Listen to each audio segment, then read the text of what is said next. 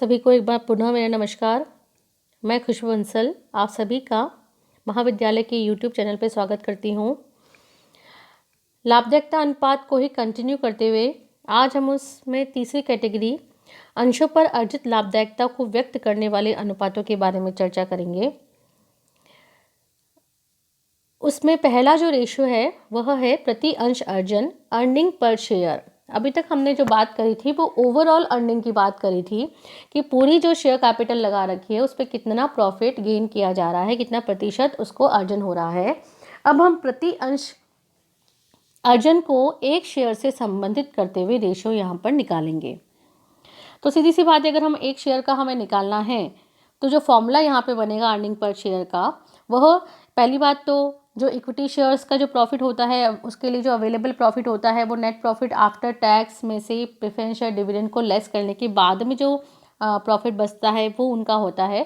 तो उस प्रॉफिट में नंबर ऑफ इक्विटी शेयर को अगर मैं डिवाइड कर देती हूँ तो अर्निंग पर शेयर प्राप्त हो जाता है। तो इस तरीके से ईपीएस का फॉर्मूला बनता है net profit after tax and preference share dividend upon number of equity share. यह अनुपात जितना अच्छा होता है, जितना अधिक होता है, उतना ही व्यवसाय कुशल माना जाता है। और दूसरी तरफ उसकी जो शेयर की मार्केट वैल्यू होती है, बाजार पे भी उसका इफेक्ट पड़ता है और उसकी मार्केट वैल्यू भी ज़्यादा बढ़ती है। और जितना ये अनुपात कम होता है, ठीक है, उतना ही व्यापार के लिए नेगेटिव कंडीशन होती है। कोई भी उस व्यापार में पूंजी लगाने के लिए तैयार नहीं होता है। तो अगर हमें कंपनी की तरफ, अगर संस्था की तरफ अगर इन्वेस्टमेंट को आकर्षित करना है तो ये वाला जो अनुपात है वो ज़्यादा से ज़्यादा रखना बहुत ज़रूरी है। दूसरा जो रेशियो यहाँ पे होता है इस कैटेगरी में वो होता है प्राइस अर्निंग रेशियो, जिसे हम पीई रेशियो के नाम से भी जानते हैं, मूल्य अर्जन अनुपात। इसमें हम जो एक शेयर की जो मार्केट वैल्यू है उसको हम अर्निंग पर शेयर से संबंध स्थापित करते हैं। तो इसमें जो फॉर्मूला हो जाता है मार्केट प्राइस पर शेयर इज पर equity share is divided by earning per share. अब अर्निंग पर शेयर तो हमें पता है, हमने ऊपर ही निकाला है। और मार्केट प्राइस मतलब एक शेयर की मार्केट में कितनी रेट है, उसके एमपीएस कितनी है, वो हम यहाँ पर ले लेंगे। माना कि एक कंपनी के अंशों का जो औसत बाजार मूल्य है वो 40 रुपये है और ईपीएस है 10 रुपये, तो ये रेशियो बन जाएगा 4:2। यह जो रेशियो होता है पीई रेशियो, वह संस्था की प्रगति और रिटेन अर्निंग के संबंध में, प्रतिधारित आय के संबंध में, प्रबंधन की नीति और बाजार में संस्था की वित्तीय सुदृढ़ता के प्रति विश्वास आदि बातों से अत्यधिक प्रभावित होता है।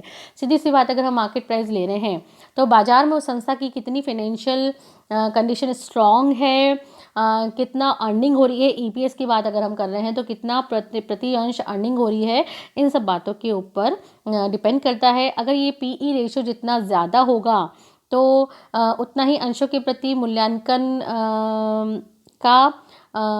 मतलब ज़्यादा उसका मूल्यांकन होगा और नीचा जो ये अनुपात होगा वो न्यून मूल्यांकन का प्रतीक माना जाता है।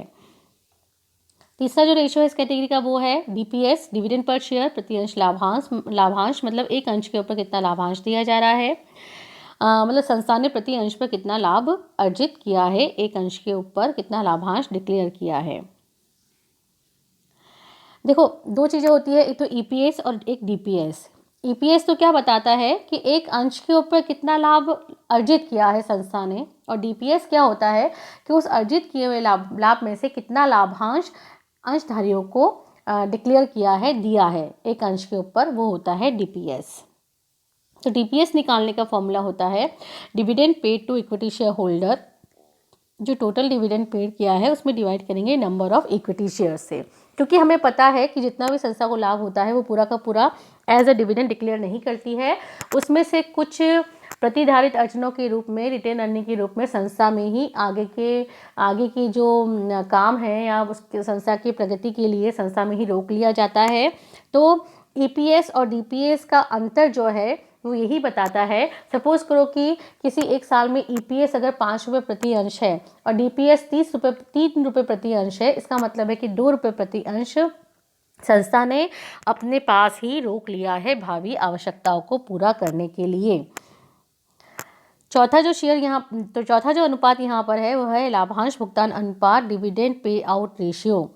इसका जो फॉर्मूला होता है पे आउट रेशियो का वो होता है डीपीएस अपॉन ईपीएस। जैसे मैंने बात करी थी कि 5 में से 3 रुपये एज अ डिविडेंड दिया है। तो अब उसको अगर हमें प्रतिशत के रूप में निकालना है तो 3/5 इंटू 100, तो वही यहाँ पे फॉर्मूला बन गया DPS upon EPS into 100। Dividend pay out ratio कितना रहा, कितना प्रतिशत उसने अर्निंग में से डिविडेंड डिक्लेयर किया। तो कह सकते हैं कि 60% उसने एज अ डिविडेंड डिक्लेयर किया और 40% संस्था में रिटेन अर्निंग के रूप में रोक लिया।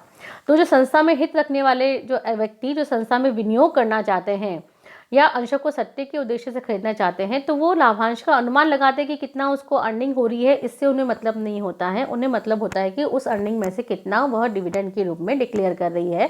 तो ऐसे लोग ये डिविडेंड पे आउट रेशियो यहाँ पर निकालते हैं।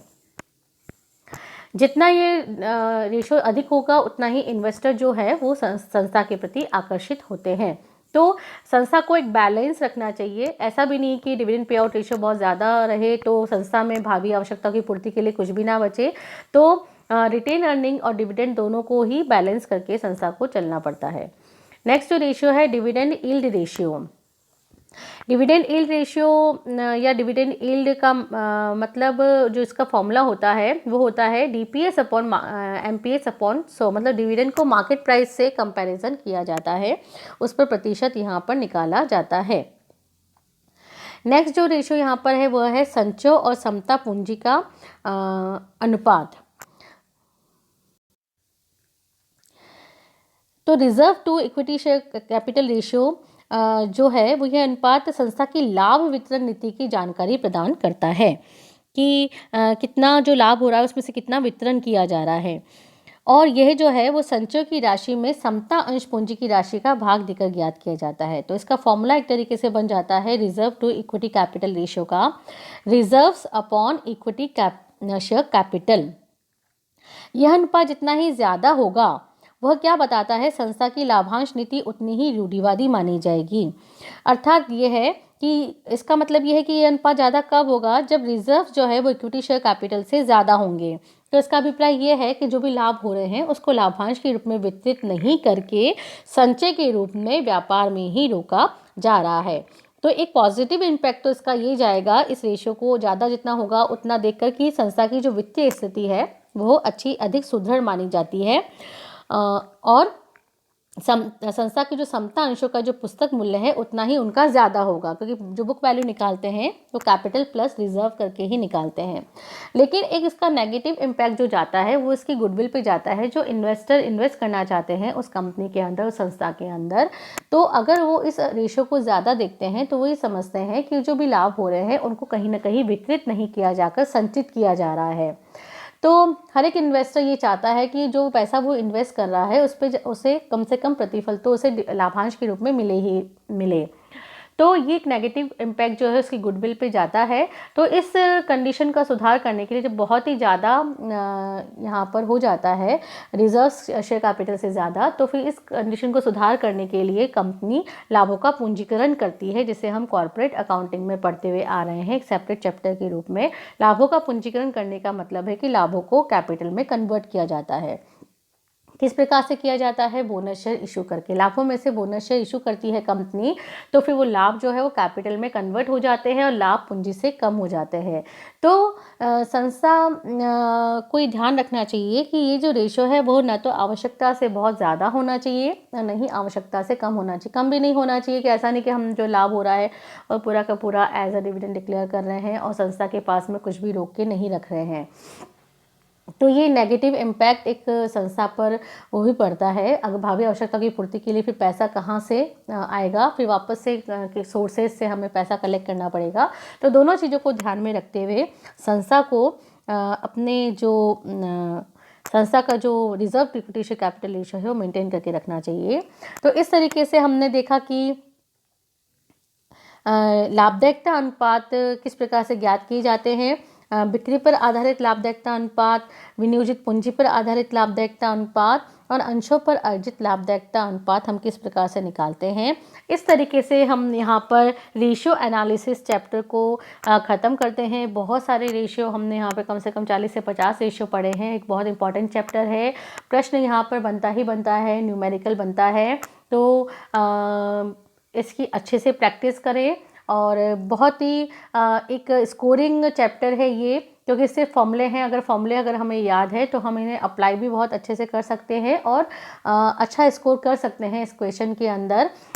तो आज हमारा ये रेशियो एनालिसिस का चैप्टर ख़त्म होता है। नेक्स्ट चैप्टर हम स्टार्ट करेंगे हमारे अगले वीडियो लेक्चर में।